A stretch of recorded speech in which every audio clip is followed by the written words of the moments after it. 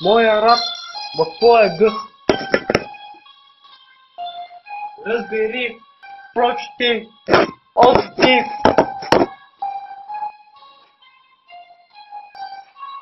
Преживей твоя рап. Твоя рап не става за нищо. Просто си рапирам.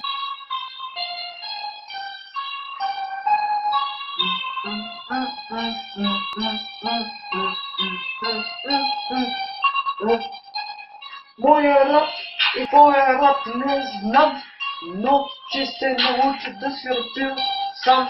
Така става, винаги да се изправя. Изправям се, но няма да покажа моя талант. Минава от улицата, погледа нагоре към небето.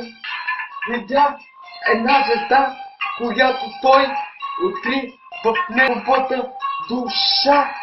Чуй моя рап, сепи всичките класаци, всичките тапаци. Усети, преживей, оживей, разбери го. От качалката е той, който ходи бос. Кой е тос, дето е с чупения нос? Разбери го, прочети, усети го. Но така винаги става това, когато съм сам и се рапирам и просто никой не може да ме кара да спирам. Така винаги се получава това, когато искам да получа това. Стоян е голям кавал, защото той си рапира. Никой не може да го спира.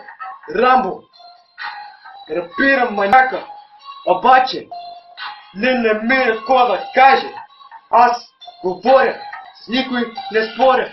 Така се очертава, така пожелавам на всеки, който може да рапира като мен, да ме копира, да протестира, да протестуира.